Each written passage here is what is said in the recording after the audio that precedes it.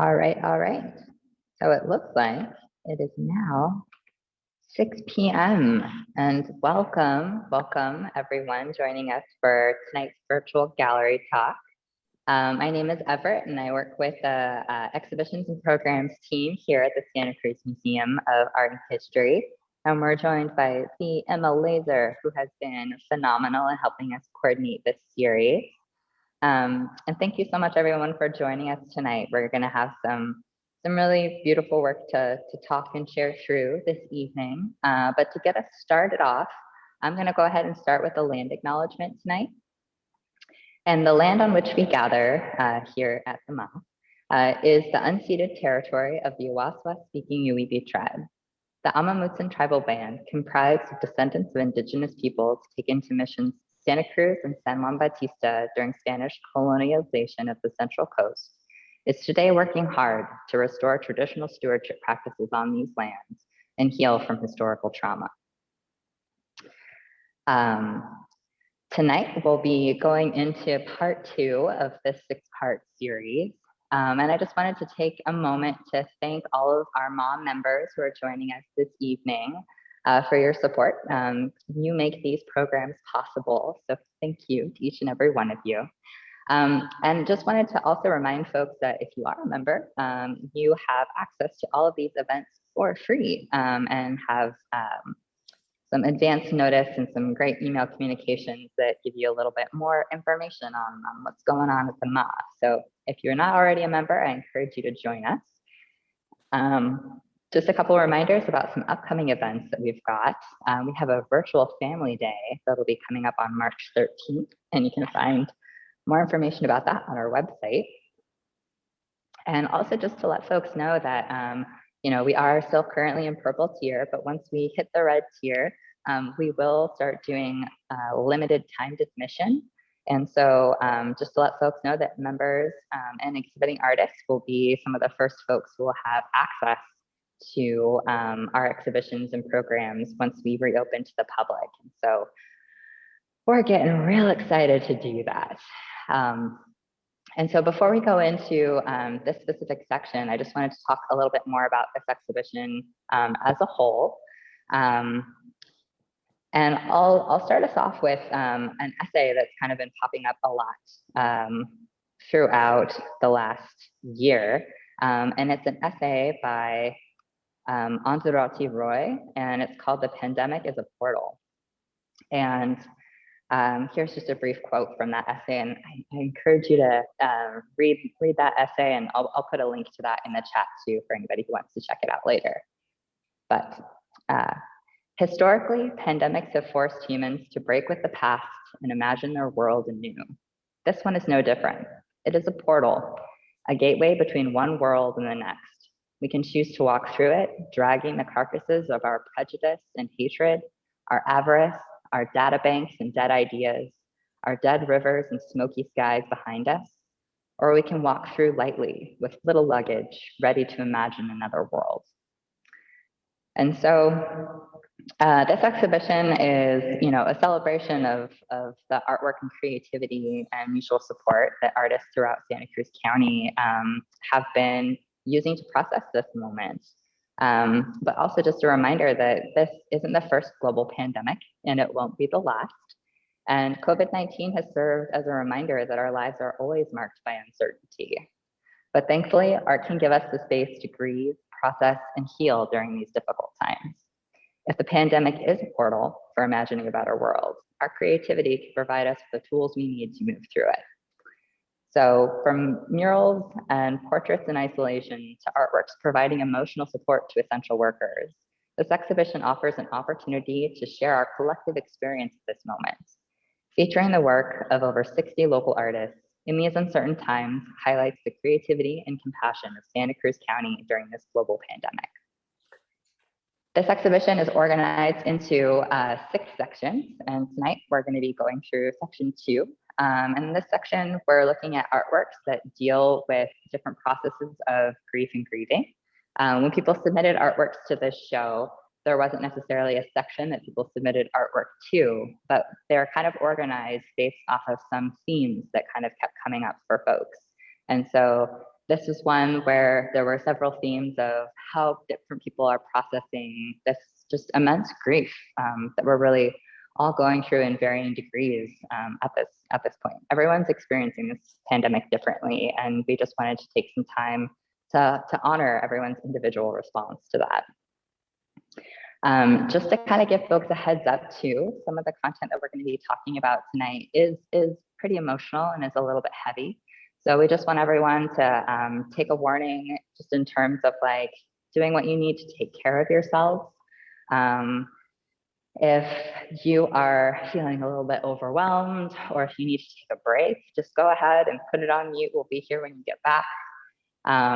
Make sure you've got some water or a snack nearby. We'll also have some opportunity for folks to kind of share out some of the ways that they've been processing some of this grief through their art and creativity at the end during the Q&A. So if you do have any questions throughout the program, go ahead and put those in the chat, and we'll have time to revisit some of those a little bit later. So tonight, before we kind of delve into a lot of this artwork, I kind of just wanted to, Emma and I have been chatting about ways that we can kind of create space for folks to really think about how these pieces are touching and affecting their own lives. So we wanted to take a few minutes for folks to sit with some of these complicated emotions. So we're going to talk really briefly a little bit about grief. So if this is something that you might want to take a minute from, go ahead and grab a glass of water or something and come back in about a minute. But we're going to really just hold space collectively for that grief for just a moment. So for the next 60 seconds, we are inviting folks to think about this past year and some of the moments of grief or change or loss that have come up for you, and kind of try to think about where it sits in your body and how is that grief manifesting in your body, and what are the ways that you have found ways to heal some of that grief or to process some of that grief through your work, through your connections with your community, with your family. And we're just going to take a couple of seconds to feel that and imagine that for a moment. And I recently did a little bit of processing of grief myself, just in terms of thinking about this past year. I don't know who else here is a fan of stick and poke tattoos, but I am. And so about a month ago, I got out my little stick and poke kit, and I gave myself a little tattoo that said "Good Grief." And it's a saying that's really common around my house, and it's always been used as kind of like an exasperated turn of phrase, like "good grief." But over this last year, it's really taken on a new tone. And it's kind of the common acknowledgement of the healing power of grief and grieving. So grief isn't just a response to loss, but it's also a reckoning. It's a shift in our awareness of what was and what is now. Grief helps us create a path toward understanding our part in the making of the moment we find ourselves in. Grief is a process of unveiling and a way of acknowledging and confronting harm, both experienced and inflicted. Grief is uneasy, but it is necessary. And so we're just going to take a few moments to feel that and see what comes up for you. And we'll have an opportunity to share out some of those experiences if you would like to at the end of our program tonight.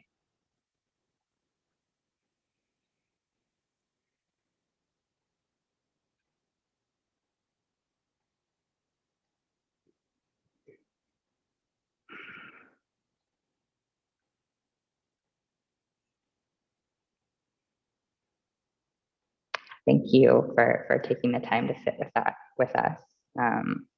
Holding space for these things is so important, and we thank you for joining us this evening for this conversation. Tonight we'll be joined by 3 of the exhibiting artists, and Emma will go ahead and be introducing some of those folks. And just a heads up that we will be talking tonight about loss of life. We will be talking about police violence and brutality that has been once again brought to the forefront of our social lives, and also a reminder that this is not new. This is an ongoing thing. And just make space for yourselves tonight and do what you need to if things kind of start to come up for you.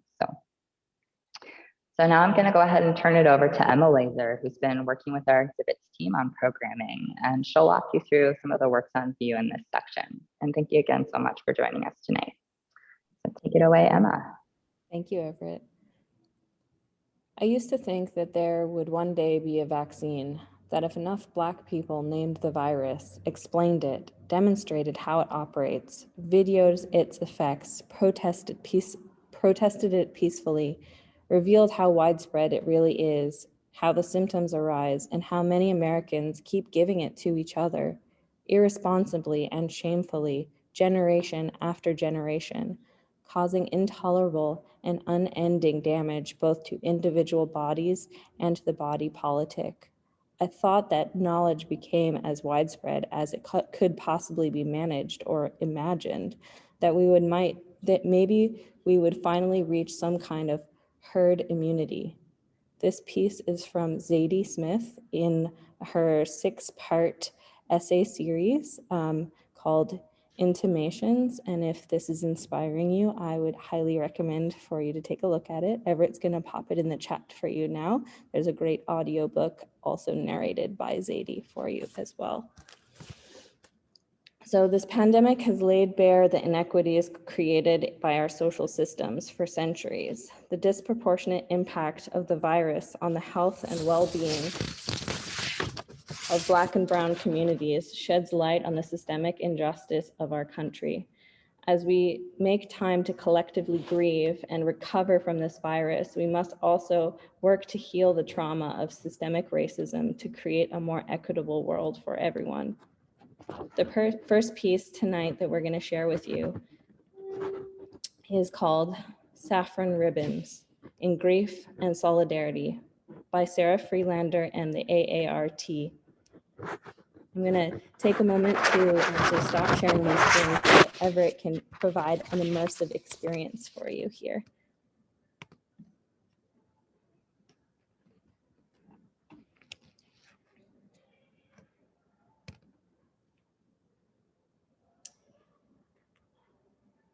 So when the death tolls of COVID reached 100,000, the local AART, which is Artists Respond and Resist Together group, wanted to create a memorial of some sort. Ribbons came to mind, and because Christo had died just around that time, Sarah suggested that we use the saffron color and have names of those who died or the numbers of the dead on the ribbons. We spread the word, and almost immediately after they started the project in earnest, George Floyd's murder occurred, and it mobilized them to also include the ribbons with names of those who lost lives by the police brutality and systemic racism occurring in our country, as well as ribbons pledging our solidarity with the Black Lives Matter movement. These clusters of ribbons have been hanging all around town for months to remind us and remember, and cause us to remember to grieve as the numbers keep rising and as we keep losing more and more. As the ribbons dance in the wind, they inspire us to mobilize. They uplift our spirits, our voices, to face all of these many challenges that we are experiencing together.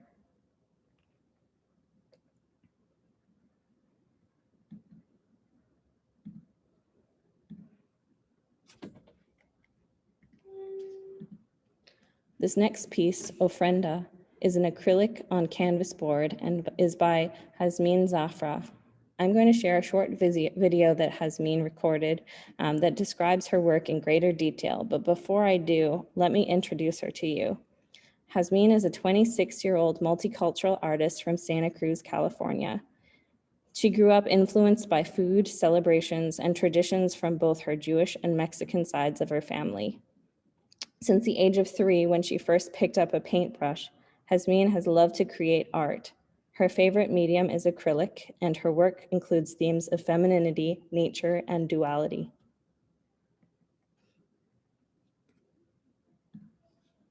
So my name is Jasmin Zatra, and I created the piece Ofrenda for In These Uncertain Times. And this piece has a lot of imagery related to Dia de los Muertos, which is a tradition in the Mexican culture, and especially in Oaxaca, where my dad and my dad's family are from.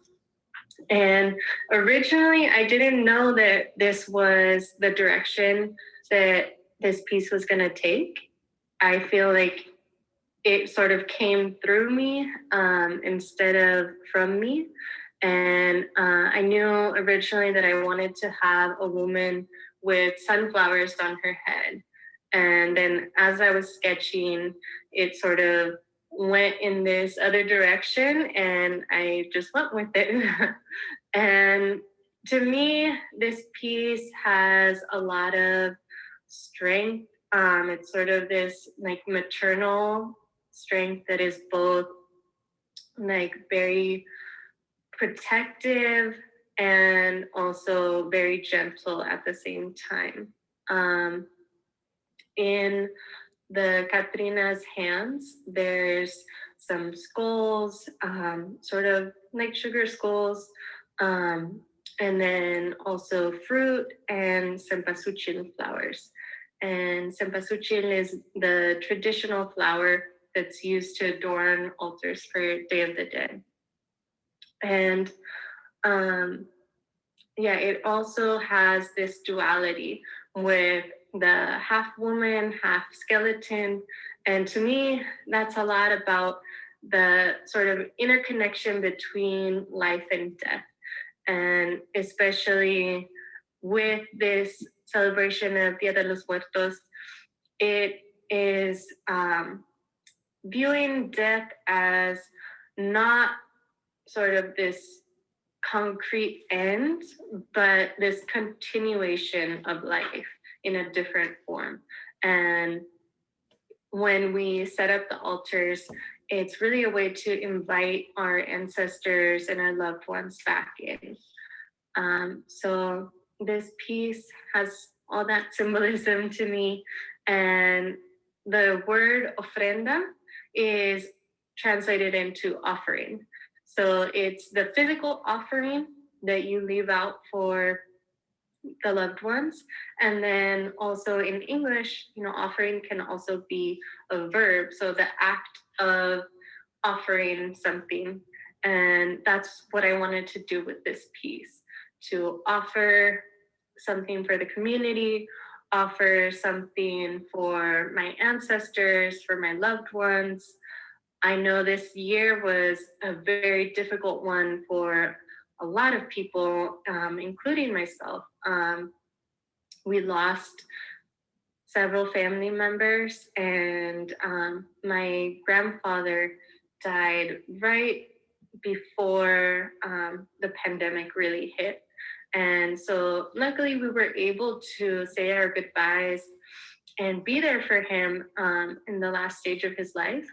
But at the same time, we didn't really get to grieve in the same way that we would have otherwise. And instead of doing an in-person memorial, we had a Zoom memorial and had to connect in that way. And it was still special. It was still, very heartfelt, but it wasn't the same. And that's one reason too that Dia de los Muertos this year was so important and so special, because that was an opportunity to give something and really celebrate those people who had passed. So this is a picture of my painting on the altar at my dad's house, and it's surrounded by pictures of family members and loved ones, not necessarily all from this year, but who over the years have passed on. And that's a little bit about the piece itself. I think the pandemic has definitely had a lot of impact on artists and the way that we are portraying our art and the kind of art we are making.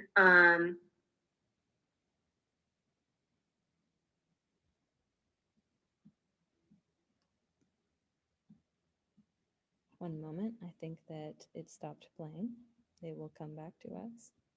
I know I have struggled at times during these months to find my creative energy. I know when the pandemic first began, I was thinking, okay, I'm gonna have all this time now to work on these creative projects. And then time went on and I realized, there's also a lot of other things going on. There's a lot of stresses. There's a lot of political turmoil. And I didn't get to do quite as much as I thought I would. And then I started back working in person, and I'm fortunate to get to do some creative projects at my work with the children that I work with, but it's not necessarily my own projects. So lately I've been trying to carve out a little bit more time for that. And really, I think sometimes it's hard to connect with just that like pure creative force. Sometimes I find myself thinking too much, what is it that other people want to see? How can I respond to what's going on in the world right now? And sometimes I just need to kind of take a break and do what feels right for me in that moment. And then Emma, if you could turn the camera back on for me, I'll show a few things I've been working on lately.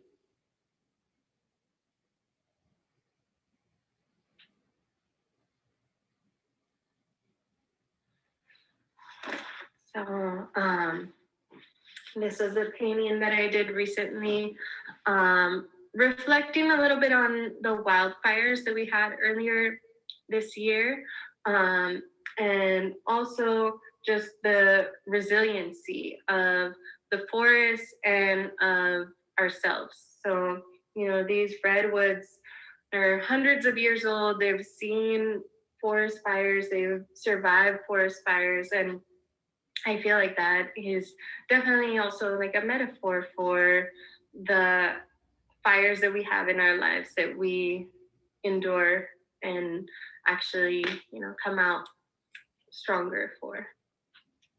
And then most recently, I've been doing a little bit of linoleum block printing.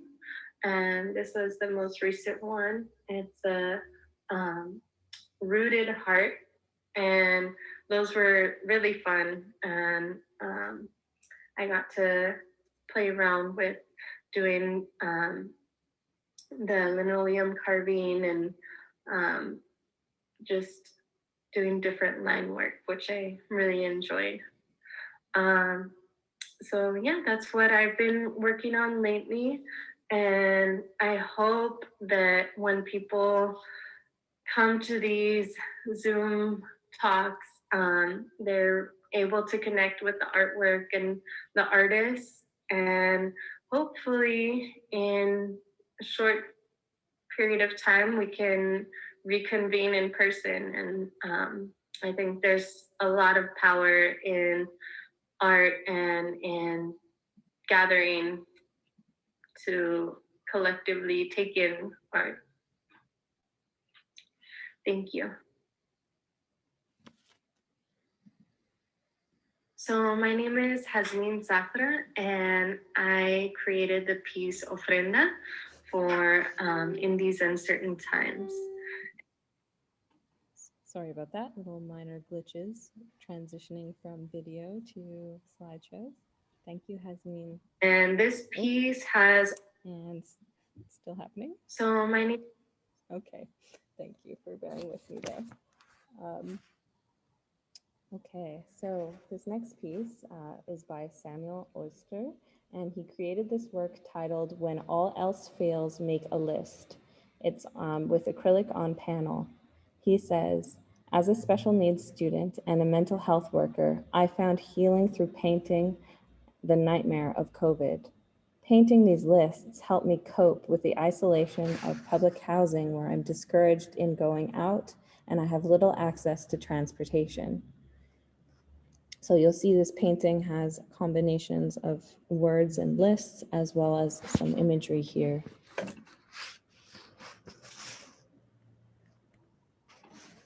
This next piece is called Faces of George Floyd by Isaac Klotz and is a digital photo collage.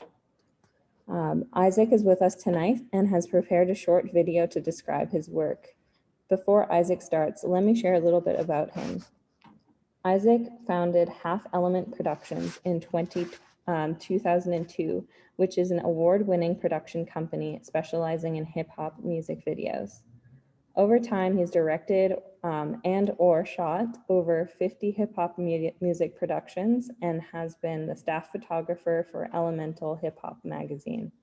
His art spans videography, photography, photo collage, music, and more. And I'm going to share a quick video with you that Isaac's prepared, and then Isaac is going to share a little bit more with you tonight. So just bear with me with these glitches that may occur as I transition here. When George Floyd was killed, I was really depressed and angry. It was like the worst parts of history just kept repeating themselves. The video of his murder was everywhere, and I found myself reading a lot about what had happened. I was asking myself, how am I contributing to systemic racism, or how am I fighting it? I saw photos online of other people's reactions, the signs they had made, and the first protests emerged. With the COVID-19 pandemic, we were in the middle of the worst global health crisis in a century, but the murder of George Floyd became the most pressing issue city to city around our country. Within days after his death, the immediate response felt like a defining time in America. I wanted to document what was taking place, but the picture seemed bigger than anything I could capture with my camera. So I decided to make a collage to honor George Floyd and to bring these ideas and feelings from all corners of our country together in one place. I grabbed screenshots and took fragments from videos, photos, social media live streams, anywhere I could find the raw emotion of the moment, the anger, the ideas, and the range of perspectives that flooded our collective consciousness.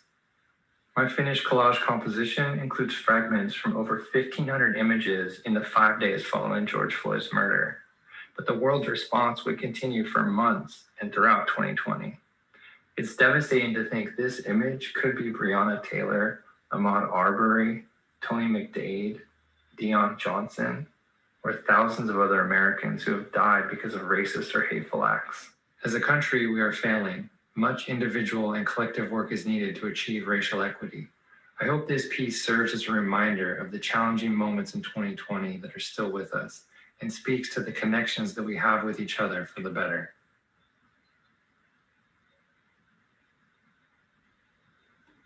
My name is Isaac Klotz. I'm a photographer, maker, and visual artist.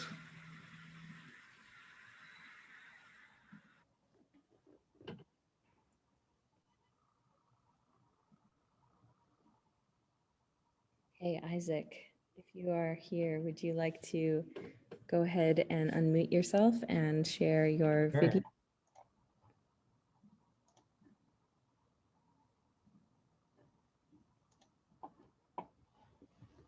Hi, thanks for having me tonight. Am I unmuted and you can hear me? You sound great. Thanks, Isaac. Awesome. So yeah, I agree with what the previous artist had said, Jasmin. Sometimes art just flows through you and something sort of takes on a life of its own and needs to be created. Throughout my career, I would consider myself very malleable. I've done all kinds of projects, and I'm often hired to create videos or still art for people or for companies, global brands, musicians, all types of different entities. And This was a case of just being struck by the moment, and you know, once the idea hit my head, I just had to create it. In my background, I've done other collage projects. I did a music video for Freestyle Fellowship called We Are, where I shot with five or six different cameras at the same time to get different perspectives with different lenses, and then edit it together with sometimes a few and sometimes very many different image frames on the same overall composition. I did another collage project that came together much differently for a band called Uncle, where I actually took little fragments of wild animal footage that I found that was all random footage, and then made it all black and white, and figured out what, you know, different visual stories I had, like little small components, and built it into an overall story to go with the song. And I also worked on a collage project for Pepsi called the Pepsi One commercial.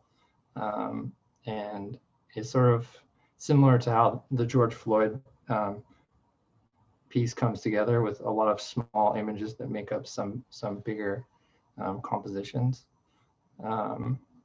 So I definitely had done some work with collage, and I've looked up to other experimental visual storytellers. And I just, once you know, George Floyd was murdered, I started seeing images all over the internet, and I was struck by how powerful and how important of a moment it was. And I felt like I couldn't do it myself, like just grabbing my camera and going to San Francisco or going downtown Santa Cruz and taking photos. It's like I felt like I couldn't make the kind of impact I want to make. So I decided to do this collage, and I converted the different images into black and white to sort of unify it and give it, I wanted the final image to be very visually dynamic and striking. So I sort of created a palette to work with, and I was, you know, long hours finding images and then converting them to the different levels of very dark and mid and then brighter tones, so that I would have these sort of tools to take in and complete the final composition. So that's how it came together. It was probably 5 days of downloading images, and then one more day to put the finishing touches on it. And where the piece stands now, I'm very happy that you're showing it at the MAH. That's fabulous. I love that it's there, and it's unfortunate the MAH is not open right now, but I know you will be opening up soon, and I hope people can come in and see it and get in close to see some of those powerful images in the details. And I'm also still hoping to get it up as a mural somewhere. I think it would do really, really well as like maybe 10-foot by 10-foot mural on the side of a building or a wall somewhere. So I'm still looking into ways that might come together.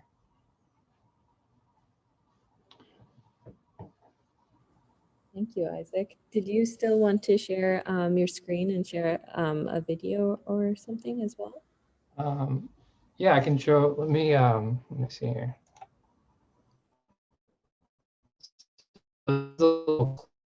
From the We Are music video, Freestyle Fellowship. You can check it out.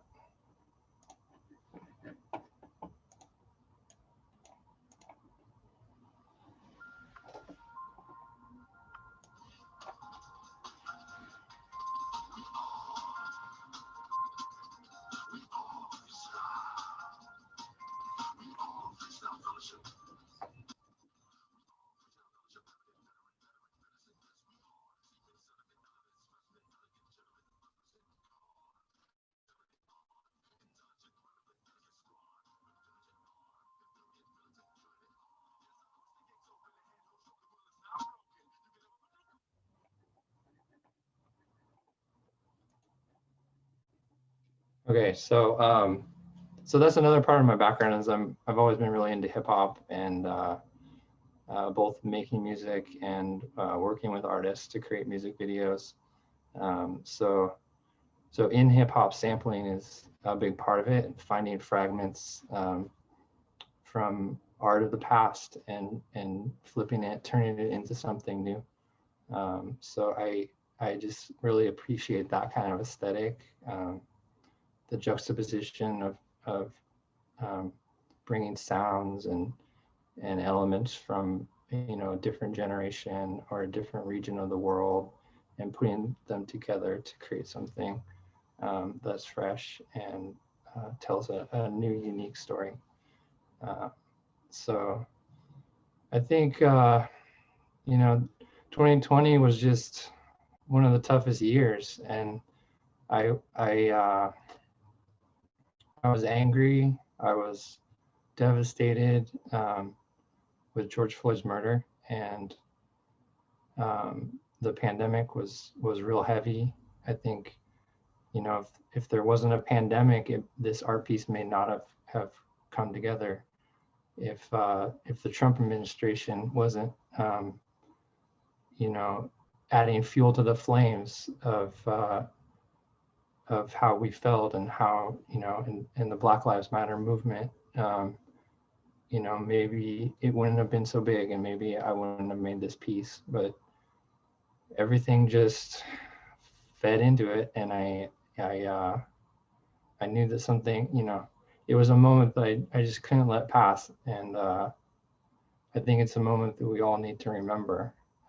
We need to, you know, we need to learn from the mistakes we've made and think about the ways that we contribute to this world and what we can do to make it a better place. So thanks for having me tonight. And if anybody has any questions, I'd be happy to answer them probably at the end. Thank you so much, Isaac. If anyone does have questions, you're welcome to pop them in the chat now, or at the end, we'll have a few minutes for some Q&A. I really appreciate you sharing your work and your perspectives on what's happened. I'm gonna do my best to transition back to slideshow now. One moment, please.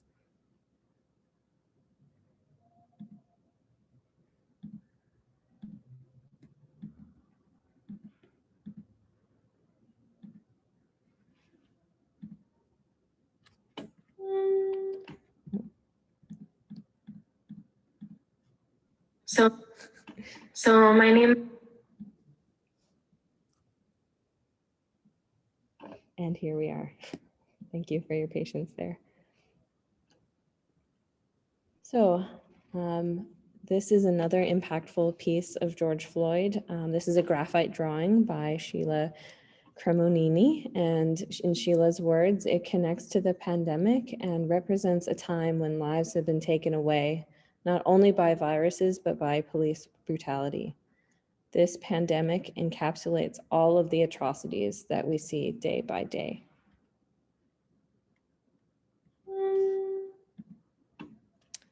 This last piece in this section is Who Lives, Who Dies by Shelby Graham.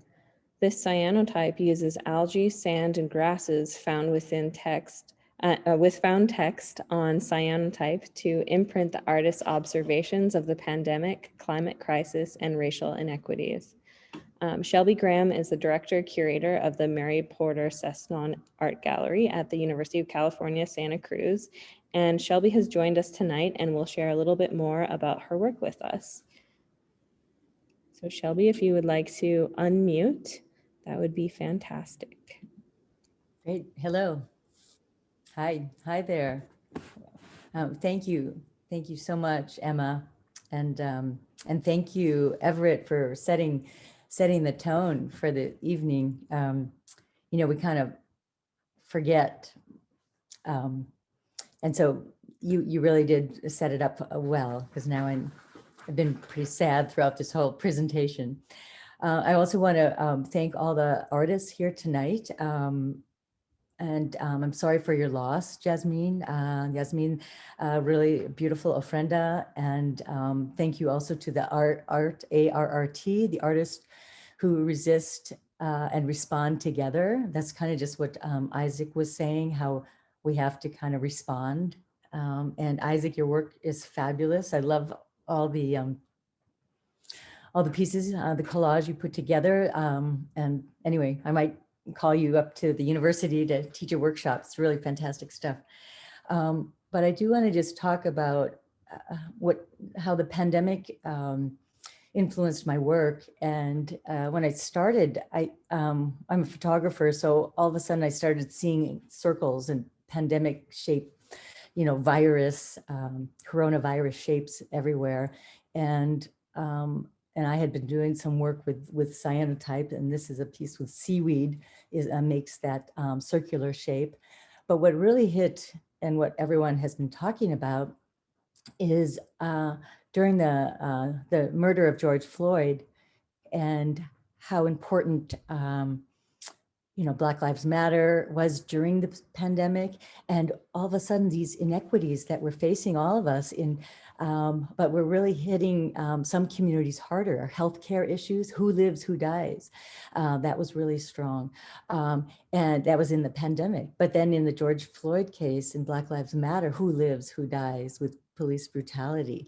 And then who lives, who dies is also played out in Hamilton. But anyway, so these things kept happening. And then anyway, so this work really came together when I started, looking at the headlines, and I would grab these headlines. Who lives, who dies came out directly from a New York Times article, and I use the same text. And since I'm an alternative photographer, I know how to make a positive, negative of the text, so I could just lay the text down onto a light sensitive material, and create this headline, but using these organic shapes. And we can go to the next slide. I'll show you what else I've been doing with headlines. No one knows what's going to happen. This was a direct headline again in the New York Times, and I kept saying, yeah, we don't really know what's going to happen with this pandemic. And since I teach and I work at the university and work with students, when were we going to open again? No one knows when it's what's going to happen. It was there was so much uncertainty. I couldn't plan exhibitions. I couldn't do things. And so I kept the circular shape because that felt like, I had some grounding with the circle. And then I grabbed the text that the circle is made with sand, just sprinkled sand onto the light sensitive material. And since it's a blue cyanotype material, the sand turns white. So it's really just a simple positive and negative situation. You can go to the next slide. And then, this one really hit me. The world is broken. Because this is a pandemic, we were all collectively feeling this. I really felt like the world was broken. And in this context, I'm talking about the pandemic, but we also have a broken world with our climate change. Our world is broken. This thing these headlines kind of kept reverberating throughout the pandemic. So, and it also helped me tie it in, back to what Isaac said. We had to respond, and I can make art on any subject, but all of a sudden, this was urgent for me to really talk about what we were all going through. Let's see, I think that I have a few more pieces, and I just kept with all my cyanotype work for this show, but this was some more seaweed work, but what happened is things were kind of going in spirals or waves. We had the first wave of the pandemic and then the second wave, so this is called pandemic spiral. And then I did some other work with photographing succulents and other plant-like things that were in spirals, and those, I named them all pandemic spirals, or these are pandemic portraits. And then you go to the next. So this one is some more seaweed. But what I found striking about this is that when I work with objects, this started to remind me of lungs and the importance of breathing. And then that concept of breath, and George Floyd's that, I can't breathe situation, but also now, and then with the pandemic, your lungs when the pandemic hits your lungs, that's really important. And a lot of people are suffering from not being able to breathe. So, so I can kind of translate things I see in the world to kind of what's going on in my life. But anyway, then one last thing I want to say is that during this whole time, and once again, during the, after the Black Lives Matter movement really hit home, at the university, we started doing a Speak Up series. And we want to just encourage people to speak up and not be silent any longer. And so that's been really powerful to kind of learn what does it mean to be an anti-racist and what does it mean to be an anti-racist institution. And we've been working hard at that and know that this is kind of a lifelong journey. So anyway, so back to what Isaac said too, would I have made these works or gone on this direction if it hadn't been for all these things happening? So anyway, I just want to reinforce that it's important to respond. And then we have a few other slides queued up. We encourage students to work on this theme. I spoke with Everett here at the museum and I said, hey, could the students put together a show about to go along with in these uncertain times? So our intern, Edie Troutwine, she curated a show called At the Present Moment. And we have our student artist here tonight, Brandon Saglam, who's going to talk about this piece. And we have a few more student works included in this slideshow as well. So maybe we can ask Brandon to unmute about this one, and then I can talk about the other student works in this show. Hi, I'm Brandon Saglam. I am a second year at the University of Santa Cruz, and I'm mostly a photographer, but this three-part work originally came about with the wings that I had created as basically a sculpture piece for one of my classes.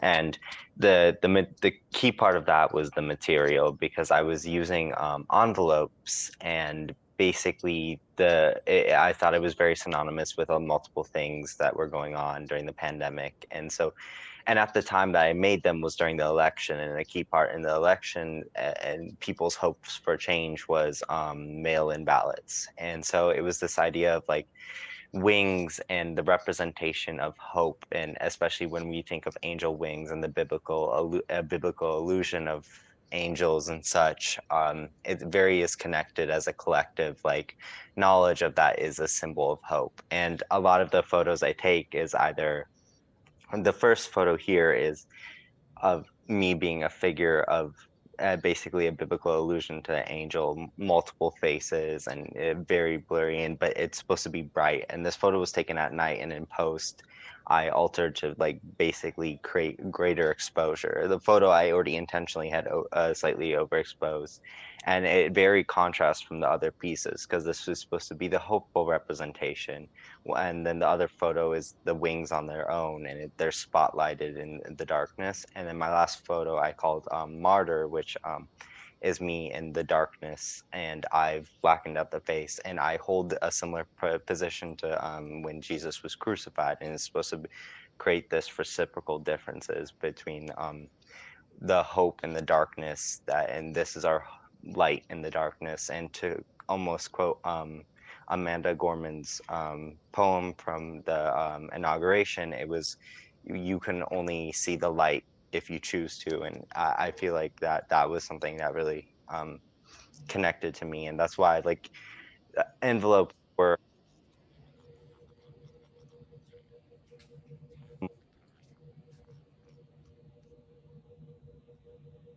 so my three-part piece is very centered around the wings. But yeah, thank you. Yep, that was great, Brandon. Also, letters hold memory, and anyway, so really perfect for this exhibition. The next artist we have is a student, Marian Mafnas, and this is called My Collection. This is a mixed media piece with paint and ink, and the longer you look at it, the more eyes you see. And what these eyes do is they capture that collective feeling. And actually, I'm not sure if, is Marion here? I'm not sure if she's in the audience, but anyway, back to this. There's these eyes have this feeling of grief and sadness, and this also communal with nature, and all the faces are overlapping, which is back into that story of that everyone is trapped in the same situation. So these pieces, the longer you look at them, you can kind of see all these details. And this is involved in a slideshow that allowed the students to have a portal, the pandemic portal, into this museum show. So these pieces are all on a slideshow on a monitor. Can you go to the next? And maybe just, is Omar here? If Omar is here, please unmute. But I don't think so. So Omar's piece here is Untitled. This is from the CZU fire light, as we all experienced living here in Santa Cruz, the sepia light that happened all around us. And that kind of bleakness, that apocalyptic feeling, this grief and isolation, and back to that uncertainty, you know, that mood that's created in this piece. And also, if you can look closely, it might be hard on your screen, but there's a table in the backyard of this photograph, and on the table is spray painted the word love.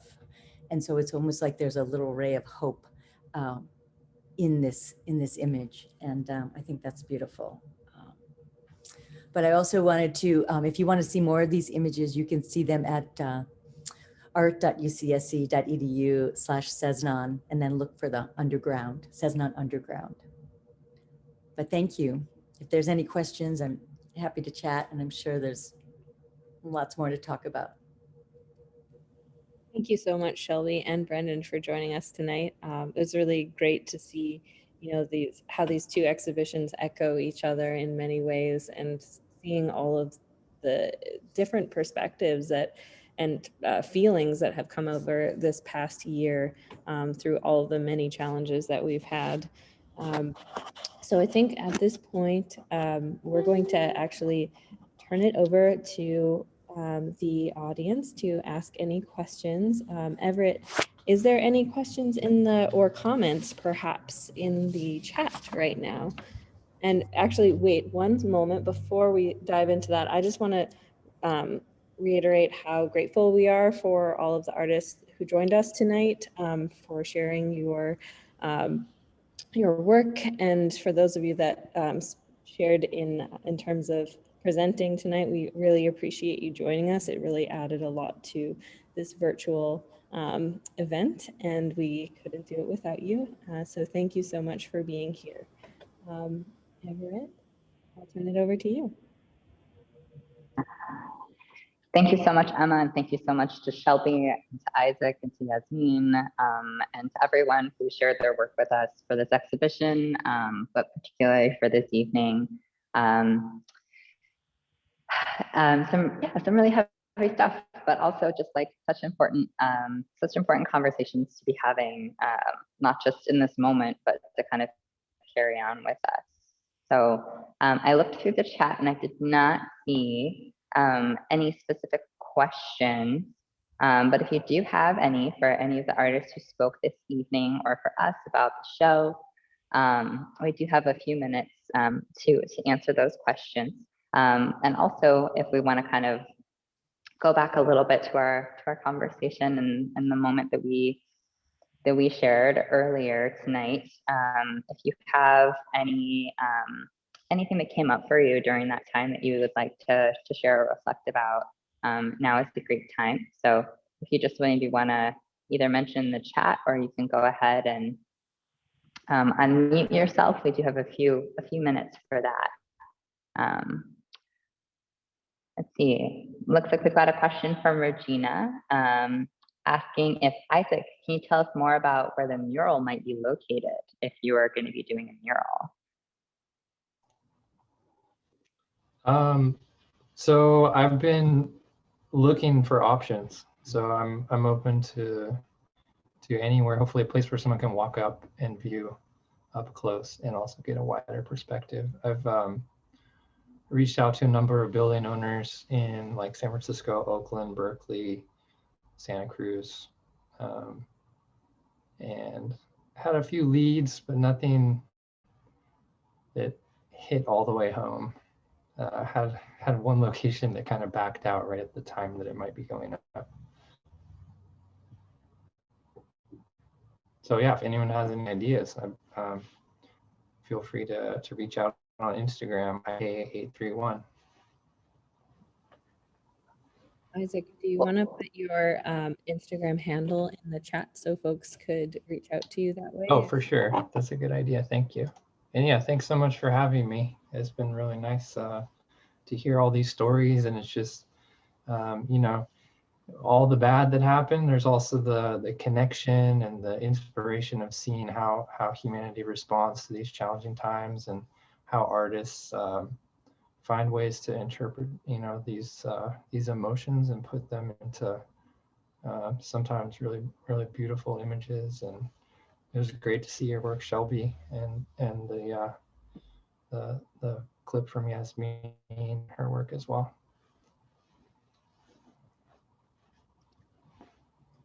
Yeah, thank you everyone so much. Thank you. Yeah, I think I really would love to see your mural, so we could see those images in larger. So that, like, your video was really important to see how that piece was made, because I didn't, you know, you can't quite get it unless you're up close. So Yeah. you could see that wherever you show it, have that video nearby would be really awesome for us. And it, you know, it could be in like a storefront window too. Kind of like the MOAD, the Museum of African Diaspora up in San Francisco. They have a huge mural. So think big. I like the grand scale you're thinking about. I think it's, that piece needs to be really huge. Yeah, exactly. Yeah, I've done some research. I found one company that prints like up to 10 foot by 10 foot on canvas. So it could be maxed out at that size, or you could print smaller pieces that get stitched together. It's all about just finding a space wherever we can find a space to get it up. And it looks like we've got another question for Jasmin. Thanks for jumping on live with us. Do you want to go ahead and answer that question?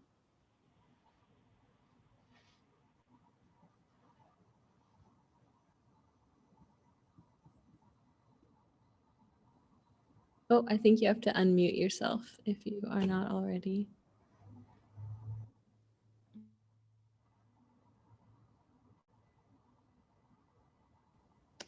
Unfortunately, I don't think we can hear you, but if you would like to answer the question in the chat, maybe we can read it out loud for folks.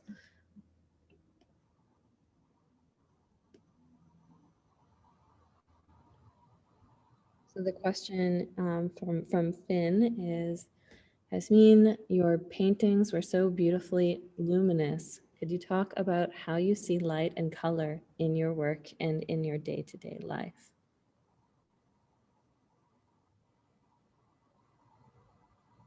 Jasmin says, I don't think my mic is working, but thank you, Finn. Color is really essential to my art.